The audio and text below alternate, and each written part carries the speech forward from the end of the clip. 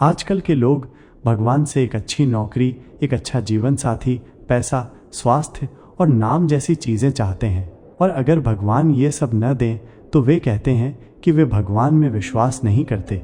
ये विश्वास नहीं बल्कि एक व्यापारिक सौदा जैसा है।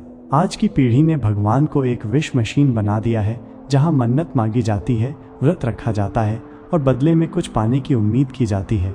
लेकिन भगवान कोई वेंडिंग मशीन नहीं है, वे तो प्रेम, अनुभव और विलीनता है। कुछ लोग प्रार्थना करते हैं लेकिन इसलिए नहीं कि उन्हें कुछ चाहिए, बल्कि इसलिए कि उनके अंदर कुछ टूट गया है और वे चाहते हैं कि भगवान उन्हें फिर से जोड़ दें। वे भगवान से कुछ मांगते नहीं, बस कहते हैं, हे प्रभु, जो देना है दो, पर पहले मुझे अपना बना लो। आज के युवाओं के पास सब कुछ है, इंटरनेट, जानकारी, आज़ादी, विकल्प, लेकिन शांति नहीं है।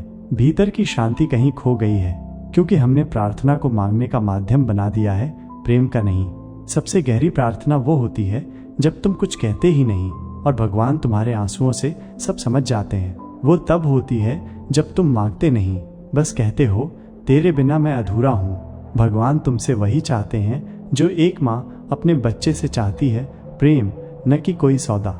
उनका प्रेम कोई कॉन्ट्रैक्ट नहीं है, वे तो सिर्फ तुम्हारे पूर्ण समर्पण में राजी होते हैं। इसलिए प्रार्थना करो, लेकिन मांगने के लिए नहीं, बल्कि खुद को देने के लिए।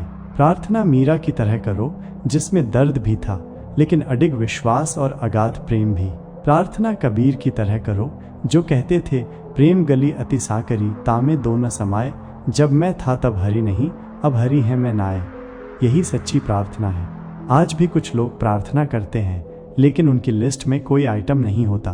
वे कहते हैं, बस मुझे तू चाहिए प्रभु, तेरा प्रेम, तेरा साथ, तेरा एहसास, और कुछ भी नहीं।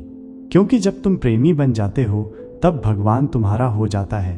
प्रार्थना कोई क्रिया नहीं है, बल्कि एक अवस्था है। ये कोई कर्मकांड नहीं, बल्कि अंतर्मन की पुकार है। एक ऐसी पुकार जो शब्दों से परे होती है, जहां दिल, चेतना और अस्तित्व एक हो जाते हैं, और उसी क्षण ईश्वर सुनता है। प्रार्थना बोलने से नहीं होती, प्रार्थना होने से होती है। जैसे जब तुम टूट कर कहो, बस अब तू ही है प्रभु, या जब तुम किसी दर्द में रोते हुए कहो, अब मुझे संभाल ले, या जब तुम चुपचाप आसमान की तरफ देखो और तुम्हारे आंसू खुद ब खुद बहने लगे। यही असली प्रार्थना है। प्रार्थना के लिए मंदिर, मस्जिद या चर्च जाना जरूरी नहीं है। ये सब स्थान हमारी अनुभूति को केंद्रित करने के लिए हैं। ईश्वर बाहर नहीं, भीतर है। प्रार्थना भी कोई बाहर की चीख नहीं, भीतर की चुप पुकार है। असल में प्रार्थना आत्मा की खामोश पुकार है, मन का समर्पण है, अहंकार का विसर्जन है, प्रेम का चरम रूप है। प्रार्थना वो है जहां तुम मांगना छोड़ देते हो, कुछ पाने की उम्मीद भी नहीं रखते, बस उसके सामने पूरे सच के साथ हो जाते हो और कहते हो, जो मैं हूं वो तुझे अर्पित करता हूं। प्रार्थना में भाषा नहीं होती। कभी बच्चे की हंसी में प्रार्थना होती है, कभी एक माँ की चुप चिंता में, कभी एक वृद्ध की आंखों के कोनों में, और कभी उस आदमी में भी जो रात के अंधेरे में छत पर बैठकर आकाश से कहता है, क्या तू सच में है? यही प्रश्न, यही जिज्ञासा जब भीतर से उठे तो वही प्रार्थना का प्रारंभ है। प्रार्थना एक पुल है तुम्हारे और परमात्मा के बीच, जिसे तुम शब्दों से नहीं, अपने समर्पण से बनाते हो। इसलिए याद रखना, प्रार्थना कोई तरीका नहीं है भगवान को पाने का। प्रार्थना तो वो रास्ता है जिसमें तुम खुद को खो देते हो और वहीं वो मिल जाते हैं।